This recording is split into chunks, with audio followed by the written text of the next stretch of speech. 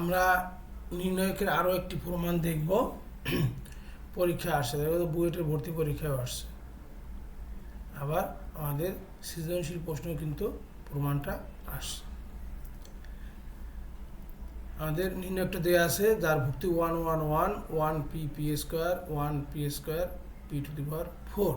এখানে কিন্তু আমাদের একটু সহজ করেই দেওয়া আছে, অর্থাৎ আমাদের দেখতে পাচ্ছি যে আমাদের প্রথম সারিতে তিনটা ভুক্তি একই রকম, আবার প্রথম কলামেও তিনটা ভুক্তি একই রকম আছে। এবার আমরা প্রমাণের দিকে খেয়াল করে এই অঙ্কটা করব। আমরা দেখছি যে এখানে p-1 আছে, p-1 এর হোল স্কোয়ার। তাহলে p-1 আর 1 - p এটা আমাদের তেমন কোনো সমস্যা করবে না। সেক্ষেত্রে আমরা এক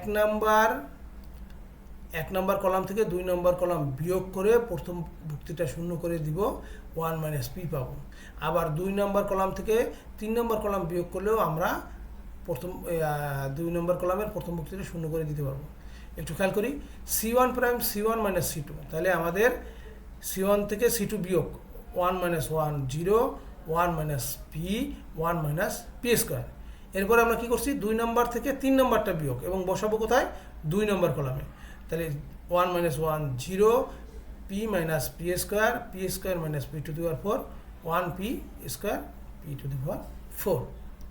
এবার আমরা খেয়াল করি আমাদের প্রমাণে যে জিনিসটা আমরা বৈশিষ্ট্যের ভিতরে পড়েছি, আমরা চাইলে এখানে আরও কিছু কাজ করে নিতে পারি। এখানে 1 - p কমন নেওয়া যায়, এখানেও 1 - p আমরা কমন নিতে পারবো। তার চেয়ে বরং আমরা একটা কাজ করি, আমরা জানি যে কোনো নির্ণয়কের যে কোনো সারি বা কলামের 2টা ভুক্তি যদি শূন্য হয় তাহলে অন্য ভুক্তির সাপেক্ষে আমরা বিস্তার করে ফেলব।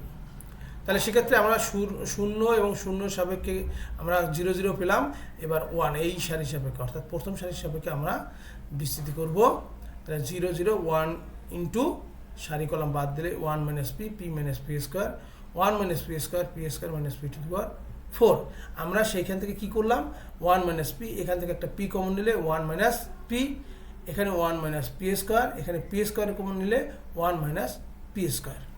এবার আমরা খেয়াল করে দেখি আমাদের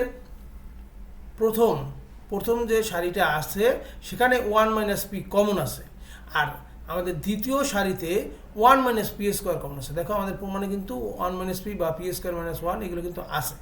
তাহলে 1 - p 1 - p স্কোয়ার আমরা কমন নিলাম প্রথম এবং দ্বিতীয় সারি থেকে। তাহলে প্রথমটা থেকে কমন নিলে 1 - p থাকে 1 আর p, দ্বিতীয়টা থেকে 1 - p স্কোয়ার কমন নিলে 1 থাকে আর p স্কোয়ার থাকে। এবার আমরা জানি স্বাভাবিক নিয়মে আমরা 2/2 ক্রমে নির্ণয়কটা গুণ করে দিব, 1 - p square, that is p square minus p।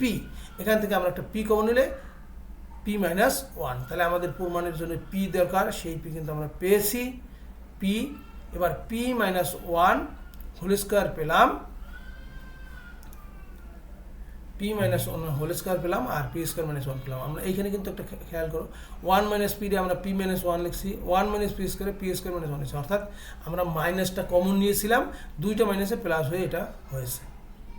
তাহলে আমাদের প্রমাণ কিন্তু শেষ। খুবই সুন্দর এবং সহজ একটা প্রমাণ।